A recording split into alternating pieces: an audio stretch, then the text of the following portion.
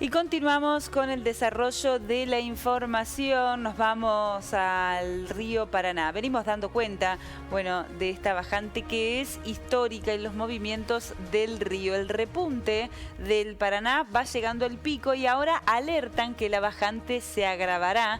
Yacyretá advirtió que se visualiza como situación muy probable la profundización de la bajante del río Paraná. Además, el Instituto Nacional del Agua también había anticipado que este repunte actual, producto de las últimas precipitaciones, es temporario.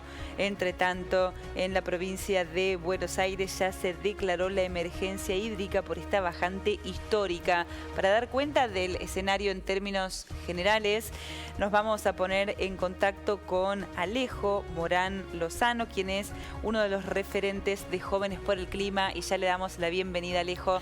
Muy buenas tardes, ¿cómo estás? Hola, Alejo.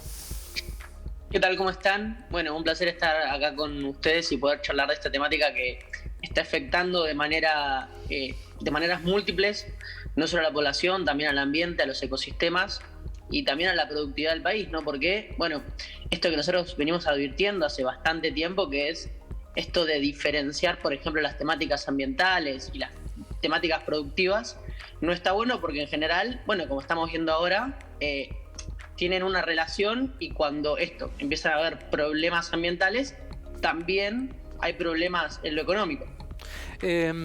¿Cuán preocupante es el tiempo que lleva esta sequía, lo que se emparenta con el 44, aquella bajante histórica? ¿Qué es lo que significa, Alejo, la emergencia hídrica para aquellos que no están tan cerca del tema? ¿Cuál es el impacto real, concreto, en la actividad cotidiana? Bueno, en la actividad cotidiana, pensémoslo así, siempre depende mucho de cuán cercano uno vive a estos espacios, ¿no? Exacto. Las personas, por ejemplo, que viven muy cercanas en Rosario, doy un ejemplo, ¿no? O que viven dentro de los humedales, muy cercanos a los humedales, realmente empiezan a ver muy afectada su vida, no solo por la bajante que genera, por la bajante del agua, sino también por todos los riesgos de incendios y todos los riesgos de calor que hay después de que empiezan a suceder estas bajantes. Entonces, piensen que condiciona totalmente la vida de esas personas, porque también, dentro de las problemáticas socioeconómicas que hay en nuestro país, hay muchas personas que realmente, basan su vida en el poder estar cerca de estos espacios, y por lo cual cuando se declara una emergencia hídrica, desde diferentes ramas, desde la seguridad, desde la económica, desde las obras públicas, el Estado pone al servicio de estas personas un montón de herramientas para poder sustentar y cuidar esas vidas que se ven muy afectadas por los contextos climáticos que están sucediendo. Alejo, recuerdo el año pasado la organización Jóvenes por el Clima se hizo muy conocida a partir de los lamentables y tristes incendios en las islas del Delta. A ese escenario ahora hay que sumarle esta bajante. La consulta tiene que ver con cómo va a impactar, más allá de la navegabilidad, que es una palabra muy difícil de decir, de la vida de las personas que están ahí en proximidades del cauce del río, cómo impacta en el ambiente, en lo que es la fauna y la flora del lugar, ¿no? Después de estos hechos, los incendios, la sequía, ¿cuál es el resultado de todo esto? Creo que hay algo que tenemos que empezar a dimensionar, que es algo que se habla muy poco, en función de cómo, impacta en los ecosistemas, más a la flora y la fauna, que es algo muy sencillo y muy claro, que puede traer pandemias. Porque lo que sucede es que esos animales que viven en esos ecosistemas y que viven, vinculándose en estos ecosistemas, cuando suceden estas cosas, cuando no pueden acceder al agua, cuando no pueden acceder al alimento, migran. Y viviendo en esos ecosistemas no tienen contacto con las personas, pero al migrar se empiezan a acercar a las personas. Entonces, una de las cosas que también todo el tiempo como levantamos desde el ambientalismo es lo otro muy preocupante que está trayendo la crisis climática es que, bueno, la ciencia misma, tanto la OMS y como los diferentes organismos que se encargan de estudiar los procesos ambientales, los procesos climáticos, están diciendo tengamos muchos cuidados porque destruir estos ecosistemas está totalmente relacionado con todos los virus y bacterias que después se empiezan a migrar y se acercan al humano. Claro. Bien, bueno, es todo un dato, sobre todo en este escenario. Perdón, Ezequiel, pero consultarte, ¿qué pasa con la pesca ahora que está el caudal tan bajo? ¿Eso está reglamentado? ¿Hay controles? ¿Cuál es el escenario?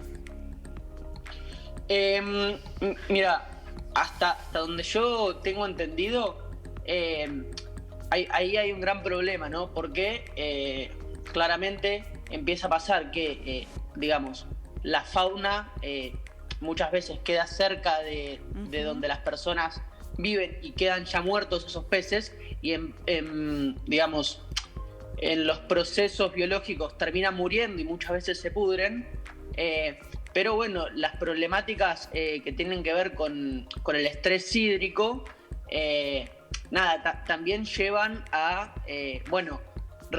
repensar cómo se va a navegar estos espacios, cuánto se navega estos espacios, pero también en Argentina tenemos un gran problema que también es algo de lo que estuvimos hablando hace unos meses, que es que hay mucha pesca ilegal. Claro. Entonces, a todas estas problemáticas también hay que sumarle que, hay muchos barcos que siguen pescando y siguen alterando un ecosistema que se podría mantener de cierta manera, pero como esos barcos no están regulados y están vistos por la ley, también no solo hay una bajante, hay falta de agua y eso ya altera los ecosistemas, sino que también hay otras problemáticas como esto que estoy diciendo, ¿no? Que muchos de los barcos que vienen de otros países, sobre todo se ve mucho desde China, a pescar, y bueno, no, el Estado tampoco tiene muchas herramientas para solucionar eso. Claro, se suma el agravante que ya existía, eso hace aún más complejo todo. Mirando un poquito con optimismo, Alejo, ¿cuáles son los tiempos de recuperación de esta bajante? Con las próximas lluvias, ¿cuántos milímetros? ¿Es probable una recuperación lenta, mediana, rápida, a partir de que volvamos a tener agua en las jornadas que nos tocan y los tiempos que se vienen meteorológicos en la Argentina? ¿De cuánto depende y cuáles son los tiempos de recuperación natural de estas catástrofes? Bueno, a ver, lo que sucede con la naturaleza es que es totalmente, digamos, funciona de maneras que todo el tiempo se alteran y se modifican mucho. Había estudios que decían que esto iba a empezar a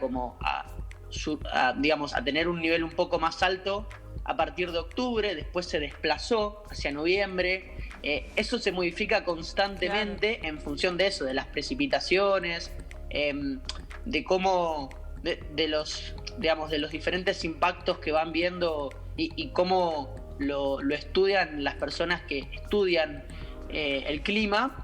Pero también hay que ver en todo esto, por supuesto que esto se estudia más desde un lugar, hoy en día, esta bajante, un poco más un problema ambiental, no tanto de la acción humana, pero muchas veces la acción humana, después a todas estas problemáticas que se podrían resolver rápidamente por la misma naturaleza, bueno, le agrega otra problemática mayor, como vimos el año pasado con algunos incendios, que algunos tuvieron provenían de algo más ambiental, pero la mayor parte venían de un problema, si se quiere, mucho más del humano, de la generación del humano. Sí, que básicamente es el gran conflicto con los incendios, ¿no? La mano del hombre. Totalmente.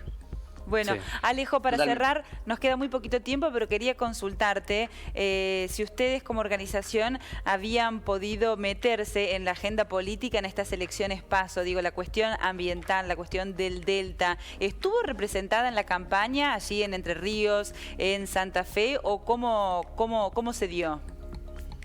Bueno, mira, nosotros como organización socioambiental y en general todo el ambientalismo, estamos viendo que dentro de la problemática y el momento histórico que estamos viviendo, hay muy poco debate de lo ambiental, desde todas las fuerzas políticas.